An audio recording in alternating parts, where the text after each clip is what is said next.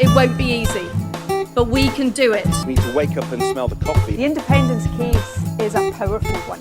Another future's possible, but we've got to fight for it. Order! Hello and welcome to the Debated podcast. As always, I'm your host, Will. And in this episode, I'm delighted to be joined by Stewart Lansley, a visiting fellow in the School of Policy Studies at the University of Bristol, a council member of the Progressive Economy Forum, the author of The Richer the Poorer, How Britain Enriched the Few and Failed the Poor, a 200-year history, which was recently published by Bristol University Press, and the author of a new pamphlet for the Fabian Society, The Equality Question, Why Labour Should Re-Embrace Its Egalitarian Roots. Welcome to the podcast, Stewart. Hi, Will, and thank you for inviting me. It's great to have you on, Stewart. Now, the first question that I'd like to ask is, what prompted you to write this pamphlet? Well, I think that the main reason is that inequality and the great divide that's happened in Britain and that's opened up more heavily in the last 30 or 40 years is thought to be central to the political agenda. But the reality is that it's been more or less marginalized. I mean, politicians do pay lip service to the need to do something about the gaping divide between the top and the bottom. But the truth is that it's been pretty well politically marginalized. And I really wanted to make the case that it should be brought back to the center stage of British politics. And so what I've tried to do is make the case for that, in part by setting out the consequences of this great surge in inequality and poverty over the last 3 or 4 decades, but also to kind of set out a program about how we might put it back on the political agenda and the kind of strategies and policies that would be needed to close some of the most serious gaps. Mm-hmm. Yes, absolutely. And the gaps that, as you address in the first chapter of the pamphlet, are ones that have been occurring and reoccurring in British politics and in the economy for quite a while. In the first chapter, you argue that there have been 2 fundamentally negative waves of inequality in the past 200 years. The first lasting until the Second World War, 1939, and the second beginning after the end of the Attlee government, with the period during the wartime coalition and then the Attlee administration being a golden period in between, which was responsible for reducing inequality quite significantly. Why do you think that subsequent governments have not seen the pattern that you've described in the pamphlet and better followed the example of the Attlee government?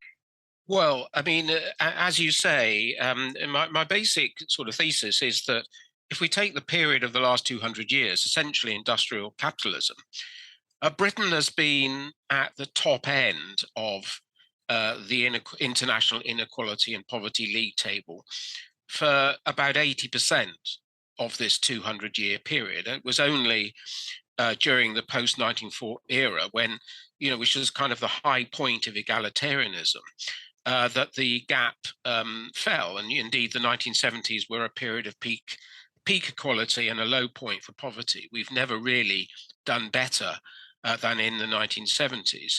I think what happened is that the egalitarians essentially lost the argument. They lost the battle of ideas. And during the crisis of the 1970s, a sort of group that up to that point had been fairly marginalized, but a group of thinkers on the new right had been arguing that egalitarianism had gone too far and that what Britain needed was a very stiff dose of inequality. One of those making that case was Sir Keith Joseph, who was a leading Conservative politician and very close to Mrs. Thatcher. And he, I think, and others persuaded Mrs. Thatcher that what Britain needed was a stiff dose of inequality to get the economy going, and that actually it would increase the size of the cake to such an extent that everybody even if their divisions were greater, would be better off. So it was a kind of doctrinal transformation. It was a sort of counter-revolution against the ideas of equality that had embraced, that had been at the heart of the post-war social democratic experiment. And so what we've effectively had is 4 decades of an inequality experiment. Running the economy at very high levels of inequality, higher levels of poverty, with the aim that this would boost economic enterprise and make everybody better off faster. And of course, now we have the evidence of that experiment. The evidence is very, very clear. It has been a complete failure. None of the theories behind it have proved to be the case. And we've simply had rolling problems, fallout from these much higher levels of division, both sort of bad economics and bad social consequences. So that's, it really is time, I think, that we really had another look at this whole question of equality and inequality and came up with a strategy for taking us back to the egalitarian era. The second question is related to a quote from the first chapter, in which you argue that levels of inequality and poverty are ultimately the product of the political and economic power games that play out between big business, state, and society. To what extent do you think that the scale of economic change in Britain that is needed to reduce inequality means that big business becomes more influenced by the state? And how do you think that that argument would be made to potentially skeptical voters, those who might think that the state should not interfere or control big business to any great extent? Well, I think what's happened is that ultimately the social strength and economic strength of society depends upon achieving a balance between those 3 big players. That's a sort of big business, the state, and wider society. And wider society includes, of course, the workforce. And what happened in the post-war era is that balance created a sort of steady equilibrium. What happened in the counter-revolution of the early 1980s is that balance of power was shifted away from society in favor of big business. The state executed this shift because they thought that by empowering business leaders and weakening state regulation, this would increase the strength of the economy. And what happened was that business leaders took advantage of this new pro-rich, pro-inequality climate, not to build bigger, long and stronger companies and building resilience. What they essentially did is they used this opportunity to grab a larger share of the cake. They devised a number of business methods which were essentially aimed less to do with creating new wealth by building the productive strength of the economy, but by kind of appropriating or extracting the existing wealth of companies. And so what you actually had was a kind of upward shift in the extent to which the rewards from business activity went towards the top rather than towards wider society. So we had this sort of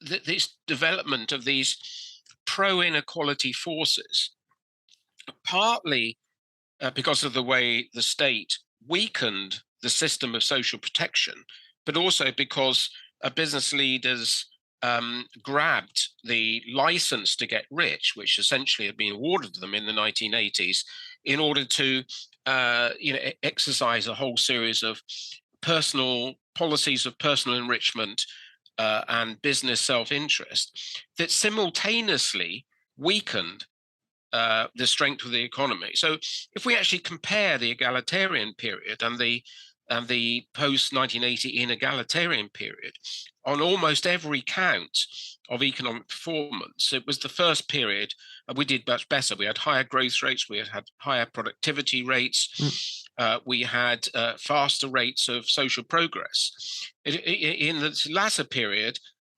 we've essentially created a society which is low wage, low productivity, low growth.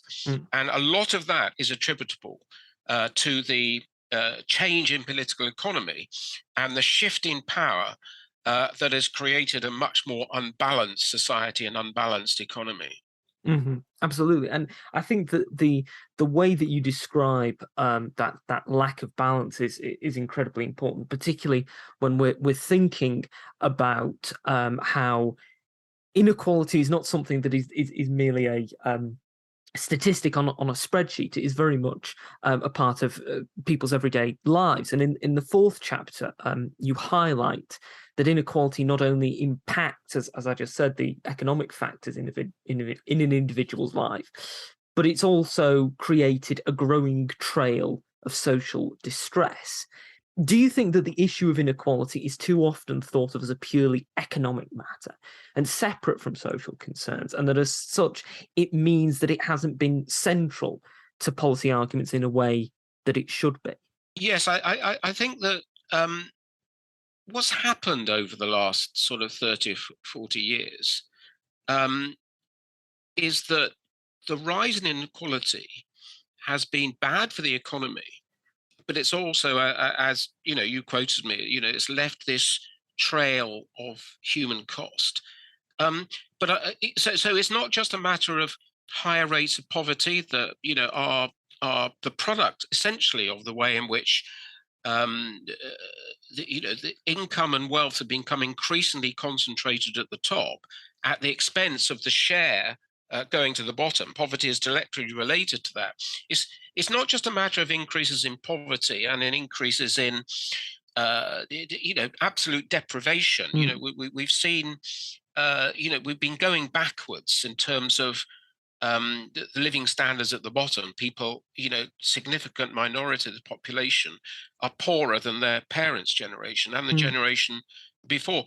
But it's impacted in other ways. It's impacted in terms of politics. So we know that.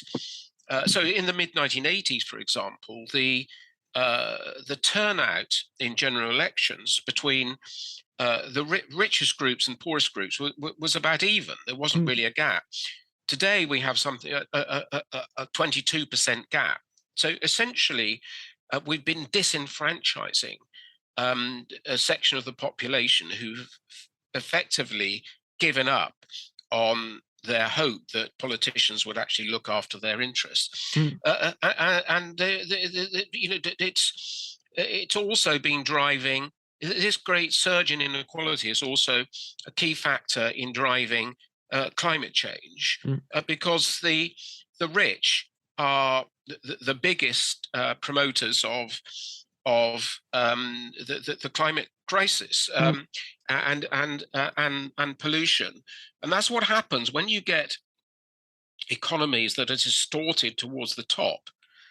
What you get is a form of luxury capitalism in which resources are essentially transferred from meeting basic needs to meeting these sort of high levels of excess and luxurious spending. So, and we know that the private yacht, the private jet, for example, are among the biggest sources of global pollution.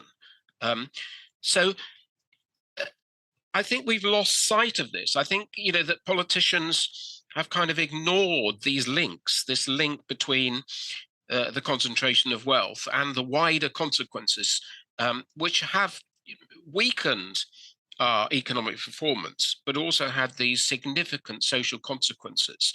And unless we really start tackling this problem, these issues are going to intensify and get worse over the next couple of decades. So I think we are at a tipping point now that I think present levels of inequality almost certainly unsustainable, and therefore I think it's gradually going to force its way back onto the political agenda.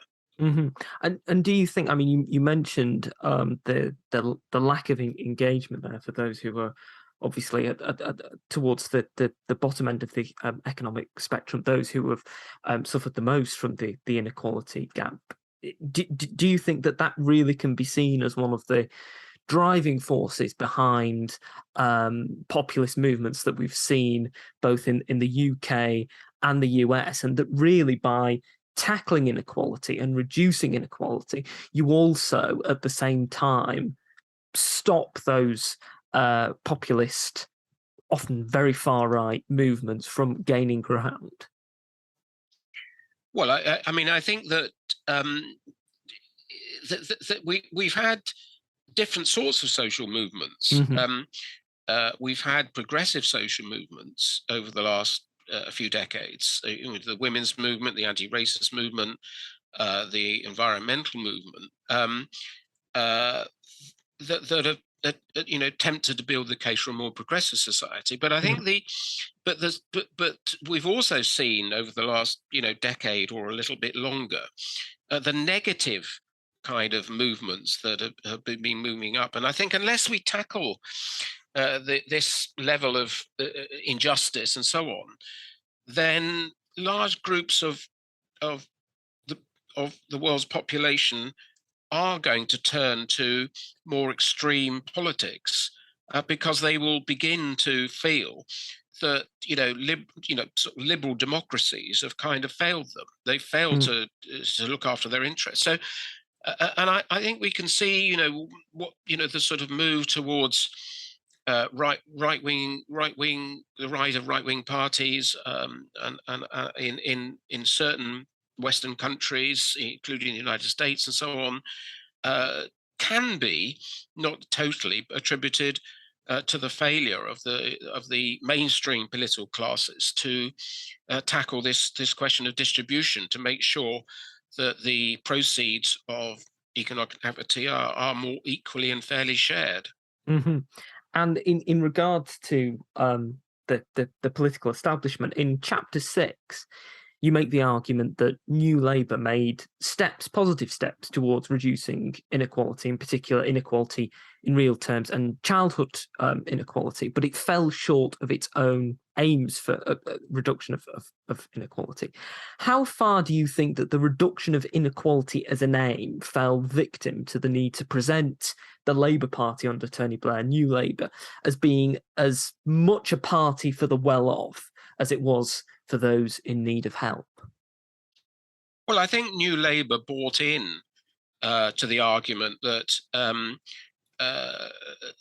the pro-market argument, and they basically thought that the role of they essentially abandoned Labour's commitment to egalitarianism. They felt it was possible to tackle poverty without worrying about what was happening at the top of the distribution. They effectively abandoned the pro-equality goal of Labour, but they did set very significant targets to try and reduce poverty. And to some extent, they succeeded, but the strategy was never sustainable. As long as the level of poverty is ultimately the product of how the cake is shared, and if you allow the cake to go on being, colonized, gains from economic activity colonized by the top, then you're always going to have downward pressure on wages, incomes, and living standards at the bottom. And so I think Labour was, trying to fight poverty with one hand behind its back. And we now know that inequality rose under New Labour while poverty fell a little bit, but that proved unsustainable. The last 15 years have reversed the gains that were made under Labour, in large part because of their failure to tackle inequality and make inequality a key part of their economic and social goals. Mm-hmm. We've discussed the Labour Party and New Labour in in that section with regard to that question. But I'd like to now turn to the Conservative Party. To what extent do you think that the aims of so-called compassionate conservatives can be seen in some way as a smokescreen? That the advocacy for reducing inequality is used as a tool to ensure continued support of the party from those British people who are less well off? I think, well, I mean, what we know is that during the 1990s and during the sort of long period of New Labour dominance, the Conservatives did try to reinvent themselves. And so you had compassionate conservatism and leading Conservatives saying, you know, they wanted to tackle poverty and inequality. And I think there's no doubt that part of that was to try and change their appeal, to try and appeal to a wider section of the electorate, because they'd had a long period in the wilderness, and they wanted to get back in power. And what happened from 2010 onwards, that a lot of these promises essentially evaporated. I mean, again, they kind of played lip service. I mean, both David Cameron and Theresa May talked about social injustice and may, in big policy statements, but they effectively, this was kind of double speak. I mean, they were effectively carrying out strategies of austerity, cutting benefit levels, demonizing those claimants, imposing, sanctions on claimants, and so on. While allowing the rich to get richer. So I think that what we've had is this sort of politics of division, kind of hidden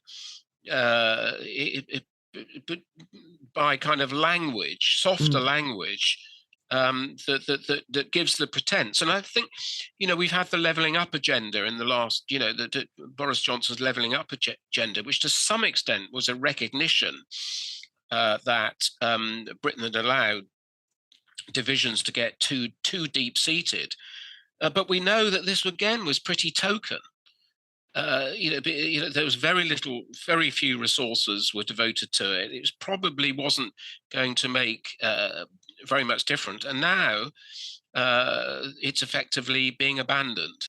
The finally, the current, as of the time of recording, Prime Minister has made much of an argument that something has to be done to achieve growth in the economy, that, as she argued, by cutting taxes for the wealthiest, they will invest more in Britain, and that money will eventually trickle down to those less well off. That, to use her phrase, or a version of her phrase, the pie will grow bigger.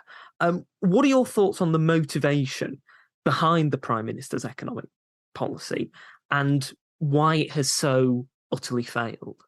Well, I mean, what's happened over the last, 4 or 5 weeks, essentially, is a restatement of the doctrines of the New Right of the 1970s, that high levels of inequality are the way to promote growth and high levels of productivity. When we've had 40 years of an attempt to apply that doctrine, and we know that it is largely failed. It's a completely false doctrine. Increasing levels of inequality does not lead to stronger and more resilient economies and faster rates of growth. Indeed, they've created the opposite. So it is a completely false doctrine. And the interesting thing is, I think that what's happened is that this sort of attempt to try and return to that pro-inequality philosophy as a political, as a way of running society, has clearly reached its limit. Because what's happened is that you've had a rebellion by large sections of the Conservative Party who basically say, you can't, have a political philosophy that in a period of deep crisis, when you've had stagnant wages and falling living standards and rising levels of homelessness, you simply can't abandon the groups who are suffering the consequences of past policies and simultaneously allow the rich to get richer. So her whole philosophy has been shown to be unsustainable and untenable. And now, of course, the Conservative Party are kind of rowing back, but they're rowing back in a way that is still going to leave giant gaps. When what we now know is that the collapse of the economic problems of the last decade are driven in large part by the austerity economics of post 2010 are about to be replayed. It now looks as though that they've restored some of the tax cuts, but left a sizable hole in the deficit, which is going to be filled by another round of austerity, which is the opposite of what you need if you're going to create growth. If you're going to create growth, the last thing you should be doing is cutting levels of public investment and cutting wages, public sector wages, which is just going to intensify the recession that was coming in any case. So I think, what we've got at the moment is a sort of package of policies and philosophy that is going to intensify the economic and social problems that have arisen over the last 2 decades. Mm-hmm. Absolutely. Thank you very much for your time, Stewart, and your contribution to the podcast. I would highly recommend that anybody who hasn't got themselves a copy of The Equality Question, make sure that they do. It's a fascinating dissection of some of the mistakes that we have made in policy relating to inequality, and offers examples of how we can fix those problems. If people want to find out more about your work and more about the things that you are doing, where should they go online to find out more about your work and more about you?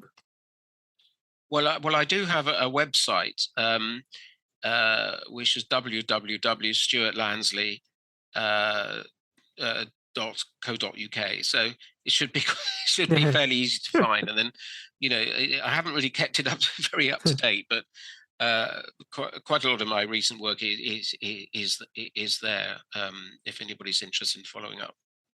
Excellent. Well, I'm sure that there will be, and thank you once again for taking part in the podcast. Well, thanks, Will. That was very interesting. Thanks for inviting me on. Thank you for listening to this episode of the podcast. If you've enjoyed it, you can subscribe to us on iTunes, Spotify, Podbean, and Amazon Music. You can also follow us on Twitter, @DebatedPodcast, like us on Facebook, Debated Podcast, and if you'd like to get in touch with us, whether about appearing on an episode of the podcast or commenting on an episode that you've listened to, you can do so at thedebatedpodcast@gmail.com. Thank you for listening. I hope you listen to the next one.